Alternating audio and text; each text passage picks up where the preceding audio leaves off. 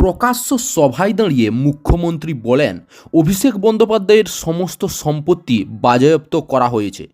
কে বা কারা ঠিক কোন কারণে এই সম্পত্তি বাজেয়াপ্ত করেছে তা যদিও স্পষ্টভাবে বলেননি, তবে মুখ্যমন্ত্রী দাবি করেছেন রাজনৈতিক প্রতিহিংসার কারণে বিজেপি এসব করেছে, অর্থাৎ সমস্ত কিছুর নেপথ্যা সেই বিজেপি। সম্পূর্ণ খবর জানার আগে আপনাদের কাছে একটাই অনুরোধ, চ্যানেল নতুন হলে অবশ্যই আমাদের চ্যানেল nv.com-কে সাবস্ক্রাইব করে পাশে থাকা বেল আইকনটা ক্লিক করে অল নোটিফিকেশন অন করে রাখবেন, যাতে দেশ, রাজ্য, জেলা এবং আপনার শহরের খবর আপনার কাছে সবার আগে পৌঁছে যায়। এবার চলুন জেনে নিই ঠিক কী বললেন মমতা। শিলিগুড়িতে দাঁড়িয়ে মমতা বলেন, আমরা ভয় পাই না, তাই আমাদের উপর বিজেপির খুব রাগ। এরপরই মমতা বলেন, আপনারা জানেন না অভিষেক একটা ইয়াং ছেলে, কিছু তো একটা করতে হবে।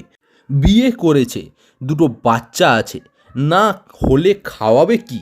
ঘরে বসে থাকলে তো হবে না, খাবার পাবে না। ওর একটা বিজনেস ছিল, সব সম্পত্তি বাজেয়াপ্ত করে নিয়েছে। মমতা বললেন, আমি আগে কখনো এই কথা বলিনি, কারণ আমরা লড়াই করেছি। আমাদের যা আছে তোমরা নিয়ে নাও, কিন্তু গণতন্ত্রকে ধ্বংস করো না।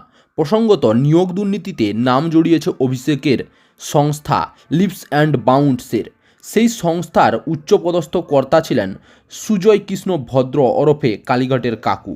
এরপর ওই সংস্থার সূত্র ধরেই নিয়োগ দুর্নীতি জড়ায় সেই কাকুর নাম।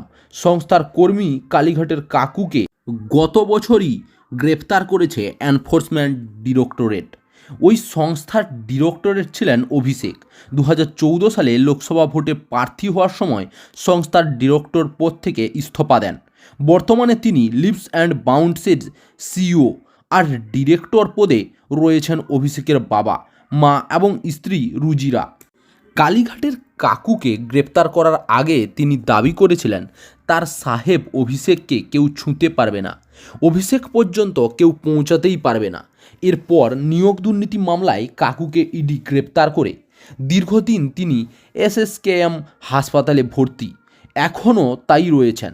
মাঝে কাকুর কণ্ঠস্বরের নমুনা পরীক্ষা নিয়েও এক পন্থা নাটক চলেছে। নিয়োগ দুর্নীতি মামলা সূত্রে ধরেই আদালতে অভিষেকের সংস্থার সম্পত্তির প্রসঙ্গ ওঠে। অভিষেকের মা বাবাকে তলব করে ইডি, তারা হাজার হাজার পাতার নথি দেয় আদালতে।